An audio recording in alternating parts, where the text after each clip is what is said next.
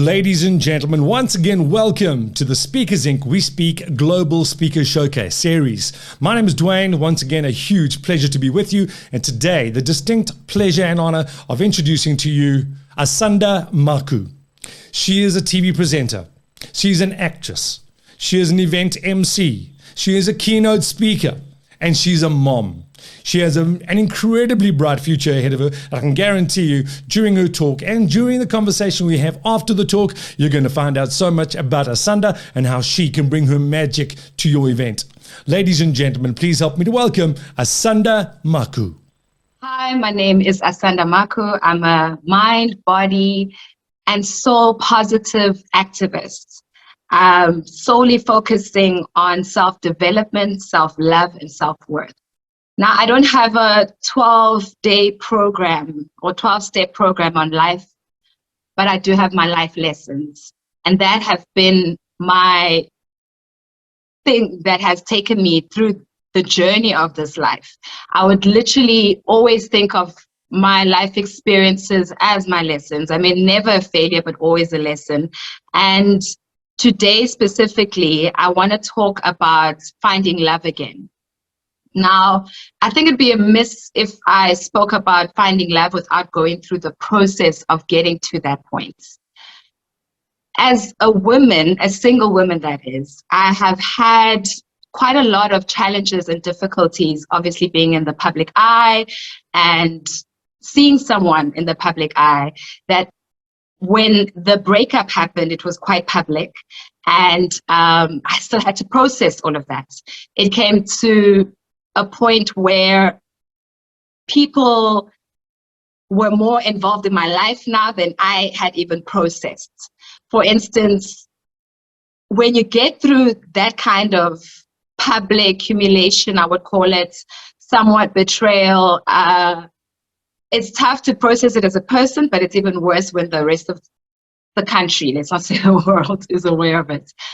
And I must say, the healing process was difficult. You go through so many phases and emotions that you never thought you'd ever go through. I mean, this is someone that you had lived and built your life with. And you had visions and goals as a family. And for it to abruptly end can really knock the wind out of you. I remember feeling lost and feeling hurt. I think it almost feels as if it's a death, like you know, someone just suddenly leaves your life without you even realizing how and what. But I'm going to get to that point because we do see the red flags of relationship. It doesn't just happen in a split second. There are obviously the red flags. There are moments leading to a breakup, but when it happens, no one can prepare for it. And in my case, I had to really take in what had happened. I had to cry. I was angry, and I will say one thing, that crying is a cathartic release. There's something psychological about it that really emotionally releases the hurt and pain. A lot of people are told to be strong. You'll get through this, but honestly speaking, get through those emotions. Allow yourself to feel the pain and the hurt. After the anger. Because initially you're angry, you feel betrayed, but once you accept that this is truly over, there's a moment of just release and crying that is so healing. And it really gives you such a freeing feeling of having to accept that this is truly over. And, do the Love Jones, listen to the music that really takes you back to the good moments, and allow yourself to grieve those memories and allow yourself to understand that this has really come to an end. And the work that takes after that is so freeing. I mean, just to get to the forgiving stage of this person that you love so dearly and having to forgive them is another step in its own. It's another process of strength that comes from a core being that only comes from having to forgive yourself first and accepting that this is over, that you can forgive the next person. But I remember Oprah speaking on forgiveness, and she mentioned the fact that when you forgive someone, you're not forgiving them, you're forgiving them, yes, but also for yourself. You're not forgiving them for them, right? You're forgiving them for yourself so that you can free yourself from that anger and grudge that you had carried so that you can move on. Something about forgiving them is getting your power back. You're getting your power back. You're allowing yourself to say, you know what, this is no longer for me. It is not building me. It had ended. And now I'm forgiving it. I'm releasing it so I can move on to the next chapter or phase of my life. And that was so profound because for me, I thought I needed to carry this thing to show that I'm not weak. I'm not gonna, just allow this to break me. So I will stay angry so that they know that they really hurt me. But in fact, I was living in a miserable state. I was hurting.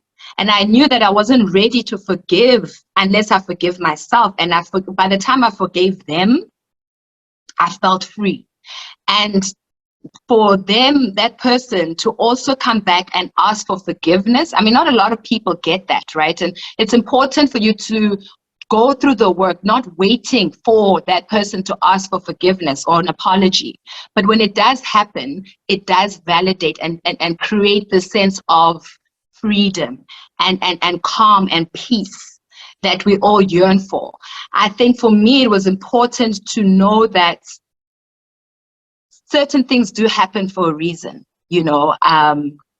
and having him acknowledge that and having him acknowledge the fact that, yes, the way it happened was hurtful, but he felt that he needed to move on for himself and, find what he was looking for. And it was not that I wasn't giving that, because sometimes you feel that, what could I have done more? What could I have given more of myself to make this person stay? But sometimes when you've given so much and you still don't see the answer to that, it's only them that can answer that for themselves. And you have to be able to accept that it's not always about what you didn't do, but in fact that it just wasn't meant to be.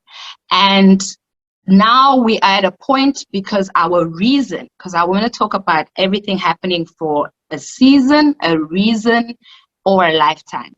And the season had ended. It had come to an end.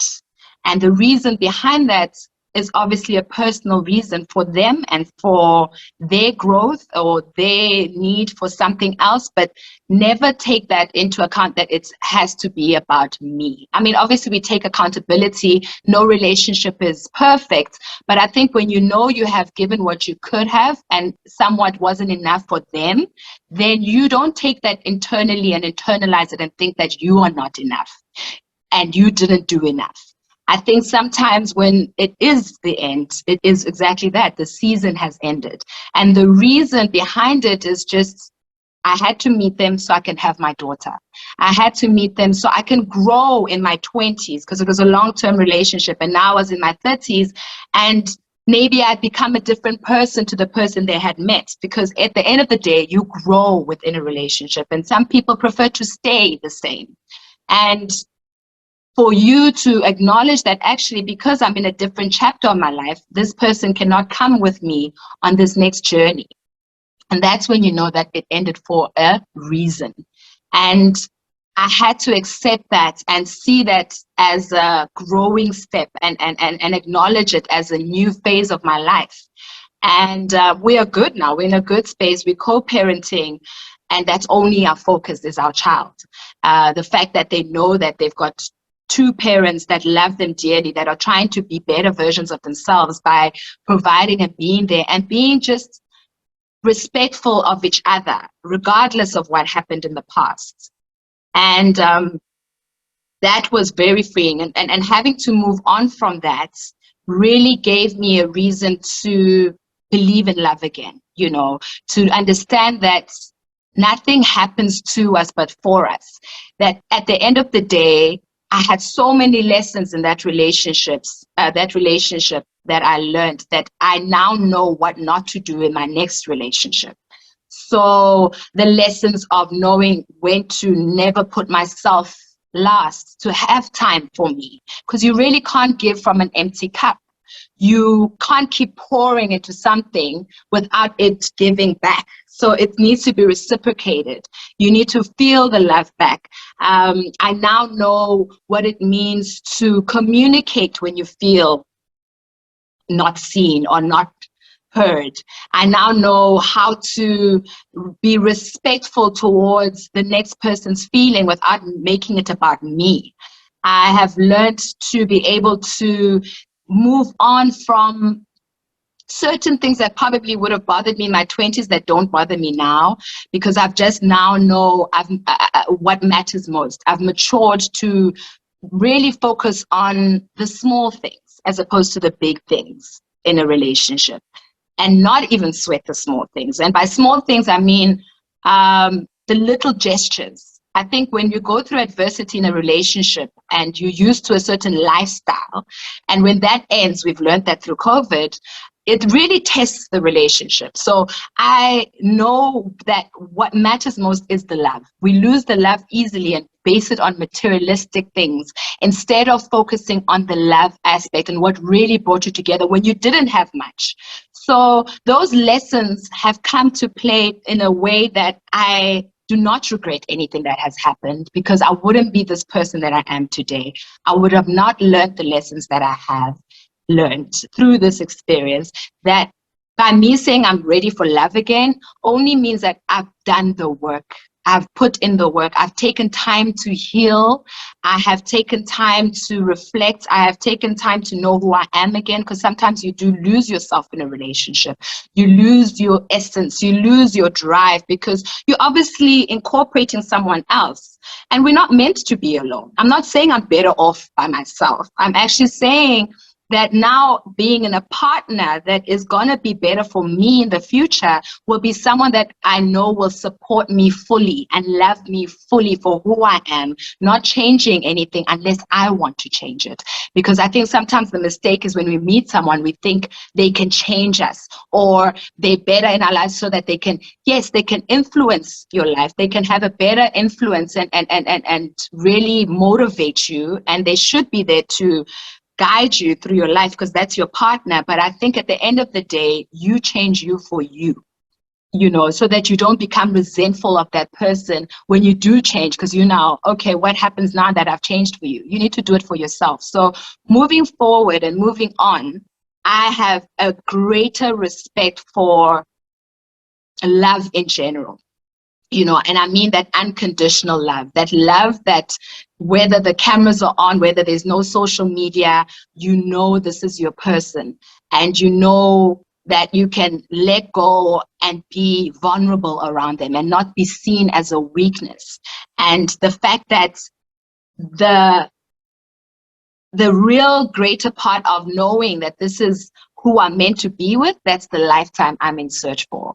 I am one person, a staunch believer in finding your soulmates. And I truly believe in that. Maybe it could be a few people that I bump on the way. I don't know when I'm going to meet the right person, but I think I'll be ready for that season and that time of my life because of the lessons that I've learned.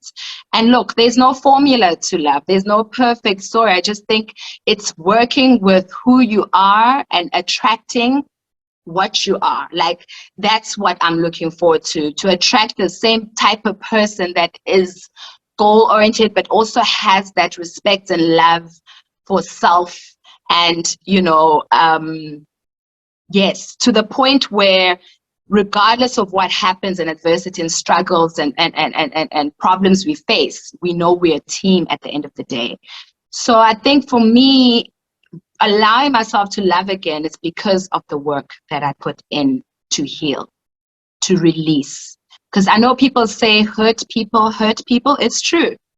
When you move on too quickly without doing the work, you end up repeating certain mistakes and doing the same things that you did in the previous relationship because you didn't take time to unpack the luggage. You didn't take time to unpack the stuff that you carried from the previous relationship. So you're coming with a suitcase full of the same insecurities, the same problems that you experienced, the same trust issues.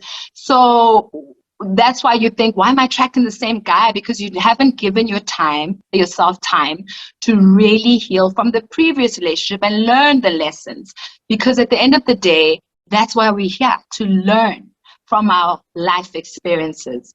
And I think for me now, having unpacked, my luggage is empty. I'm ready to, to pack in a new life from the next life chapter and the next love that I'll be experiencing, to a point where I hope whoever I do attract is going to be on the same level and frequency as me, who's not going to be insecure, is going to know who they are, what they're about, what they're looking for in life and a partner, and not be fazed by the outside world and what everyone is doing, because every household, every home, every relationship is different. So I hope this talk will just inspire you to do the work after heartbreak. Take in time to heal. And I didn't want to give it a 12-day, 12-month step, because everyone is really different. I just believe in you going through the pain day by day, but also getting to a healing phase. Getting to that healing and releasing phase of your life where you're now ready to open up yourself again to someone new, and knowing that you are worthy of love.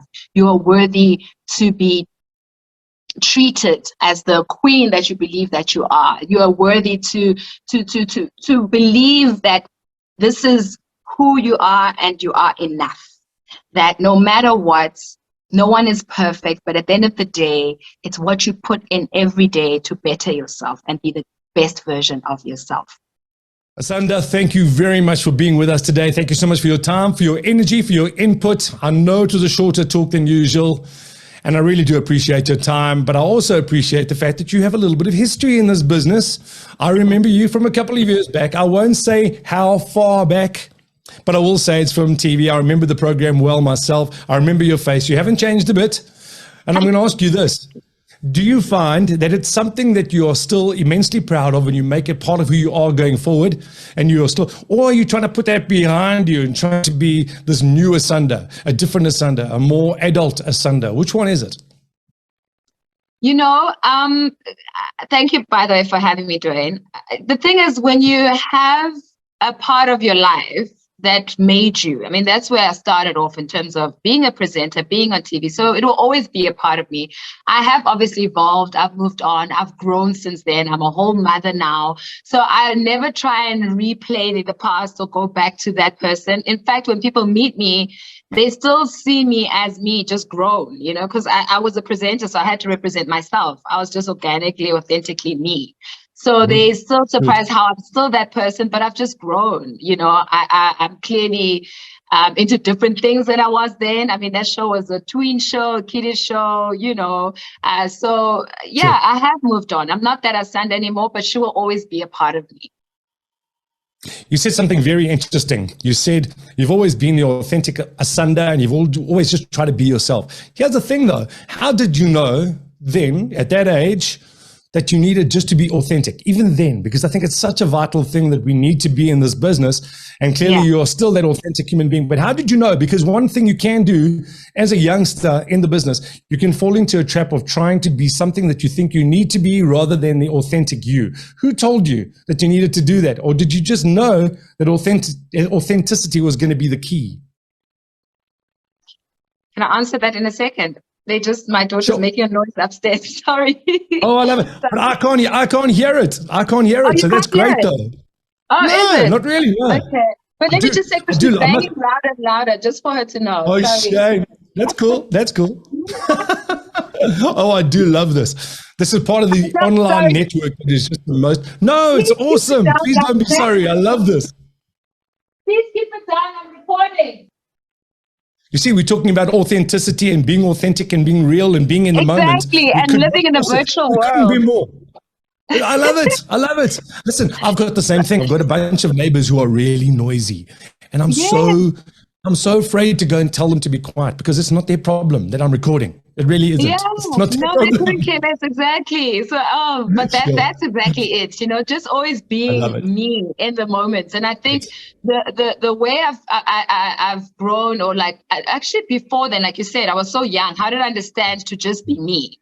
And I think that's how I got the job in the first place as the presenter, because I just felt like, yes, we grew up around a certain way of presenting. When you see the way people present themselves, a certain way they speak, a certain way, But I always thought of it as, well, if I'm the person in front of the camera, then surely I need to be me, because I'm presenting something to people as myself, not from not from anyone else's point of view, but from me. So what better way to present that as myself? So I think I looked at the likes of Oprah as, a show host, or, who she was just herself from the get-go. So when you have people like that, you're like, okay, that's who she is. That's who she's representing and coming forth. Then that's how I kept it all these years, was just always being me.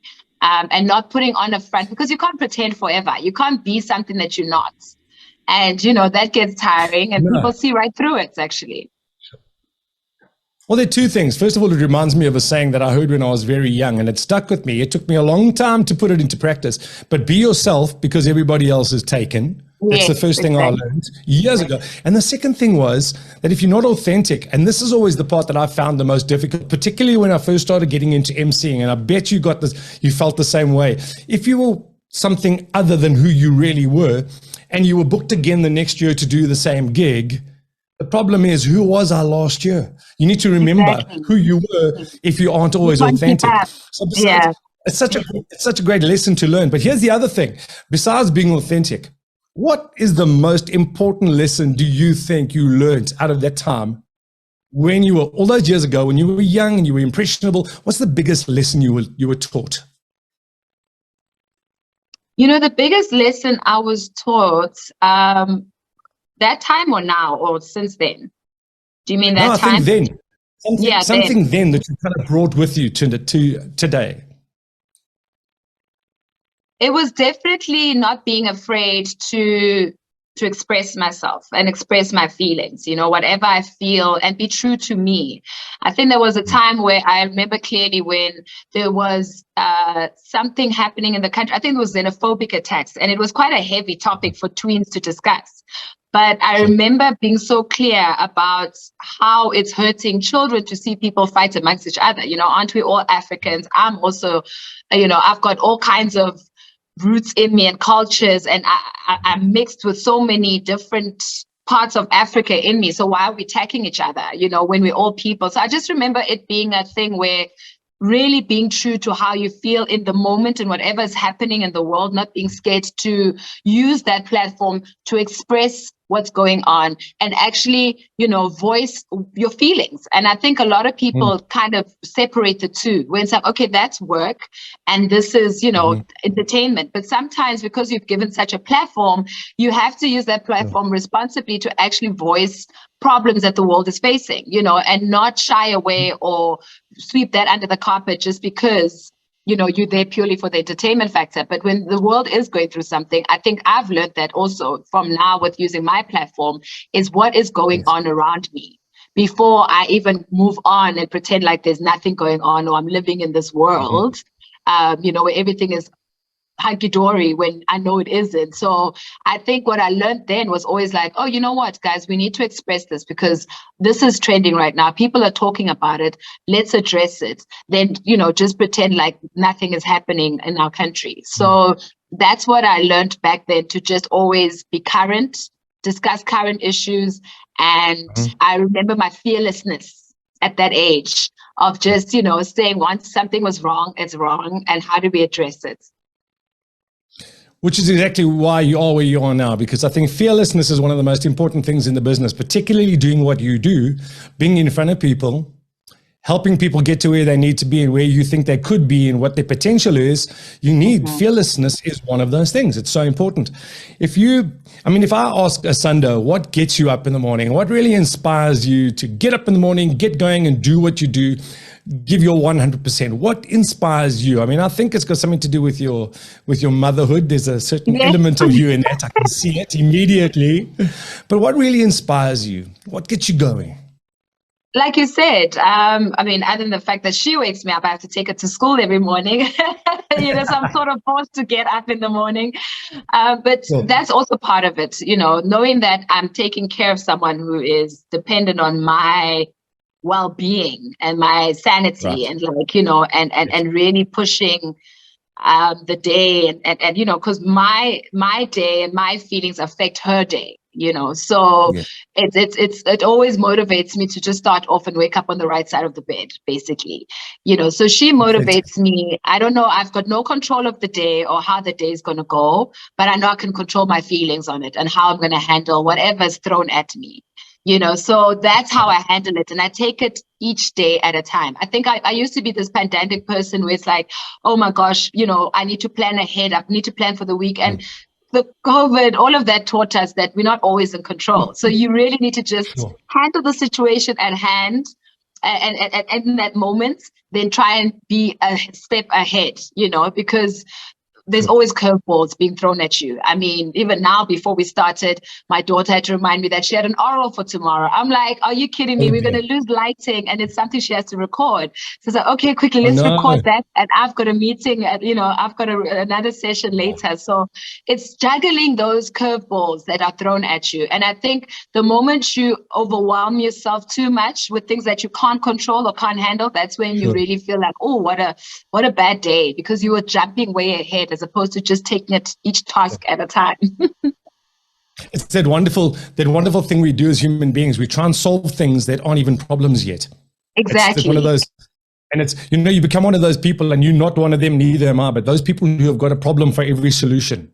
They're one of Yes. those people where they look at the day and go, "Oh, this could go wrong. That could go wrong." And it's the worst part. Yeah. In fact, the pearls of wisdom are coming from you thick and fast. I'm enjoying this immensely.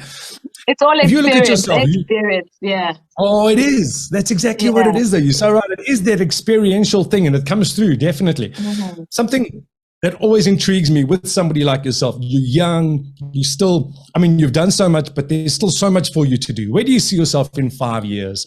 We've just said we can't control what happens then, but just put that forward thinking hat on and tell me where you Of see course. Asanda in 5 years. It's crazy because I am a visual person. Like, I do Mhm. visualize myself at a certain point of my life. And, we do Sure. have dreams, we have goals we set for ourselves. So it'll be a miss to act like, oh, okay, we don't really care about tomorrow. We do in the future. So for me, honestly speaking, I'd love to see myself like sharing my story, but other than that, also growing as a person, as a human, and also going on this journey of life, using my life experiences to inspire or aspire others that have gone through or are going through the similar situations, whether, it's their relationships, being Mhm. a mother. So in Sure. 5 years, I really want to see myself either having a show, a platform where I can share those experiences, Mhm. or talks, with people, because I use that already on my platform. So I think in 5 years, I would want to have grown that and really start Mhm. talking to real people, sharing our stories, our experiences, our journeys. Because I think there's no formula to life, really. It's your experience more than No. anything, and your lessons that you've learned along the way that you can impact. That's how people learn, is through our lessons Mhm. and the experiences. So in 5 years' time, I want to see Asanda either have a show, have a platform like some sort of place where people can go for inspiration or motivation. So yeah, it's a long journey to that, but I think once you put the work and you're on that journey and that path, you can definitely attract that. So I'm not too far ahead of myself, but I'm taking it one step at a Mhm. time. But the plans are there. I think dreams and all of that can only be dreams without the goals and the execution and the planning. You have to kind of plan towards something. And that's my Sure. plan, is literally just to inspire women, couples, and really just use my voice and my experience to hopefully motivate others that we can do this, we can get through life together, and this is how I did it, and yeah, take it from there. So maybe a I book. love it. Yeah. So Oh, I lovely. really, I, That's a I great just want to idea. be able to use that. Yeah. That's a great idea because you could talk about the industry as well, being in the industry from so young as well, how things are changing. Exactly. If they change, should they change? There's so many. Listen, I'm going to tell you right up front, though, there's How no they've way changed. it's going to take you 5 years. No way it's going to take you 5 years to get there. You've No, come such a long way already. It's going to take you 2 years. I see the show. yeah, I see the platform. I see all of those things. You're doing those things already. So, I mean, it's fantastic. And I know you'll get to where you want to be. I've got one last question for you. And it's possibly the most important question I'm going to ask you. So please, I need authenticity. I need honesty. I need sincerity. What is for dinner, Asanda? wow. Okay, well, in all honesty and authenticity and realness, we are having leftovers. Okay. It's Love Monday. it. I'm keeping I it love it. real. We had a big I love it. family lunch yesterday. Mhm. So we are going to have leftovers today from it. We don't waste in this house. And it was really good food. I'm talking a good stew, good, like, lamb stew, like everything. So why let that go Yeah. to waste? Oh, lovely. Yeah, I'll so be there in that's half what an we're hour. having. I'll be And there there's in still half an hour. desserts. Yeah. Yeah, leftovers Sounds actually great. have a better taste the next day, actually. Something happens It that does. just enhances the It does. flavors. Oh, it does. It does. Like a Yeah, good curry. It's always better the day after. Same exactly, thing with a exactly. good piece All of the meat. spices deep in the sauce, everything pulls Ooh. in better. And then the next day you're like, oh, okay, the flavors are there. It sounds to me like you might have a cooking show in your future as well. I listen, nothing is impossible, definitely. Absolutely. Yeah. Asanda, you're a real joy. Thank you so much for being with us and giving us your time. I know you've got lots to do. The family is calling, home is calling, life is calling. So thank you once again for being with us. I hope, of course, that everybody has picked up on the real energy and the real joy that comes from within you and does, of course, contact Speakers Inc. We Speak, the Global Speakers Showcase series that has brought you Asanda today. If you want to find out more about Asanda, how you can make her part of your particular event, all you need to do is log on to speakersinc.com, talk to Duncan, talk to Bronwyn. They'll give you all the details. If you want to watch this footage again, if you want to watch the talk again, you can do all of those things. All of the relevant links are on the website. Ladies and gentlemen, thank you for once again being with us, and we will see you next time. Asanda, thank you again so much. Thank you. Thank you. Thanks, Wayne. Have a lovely day. Bye.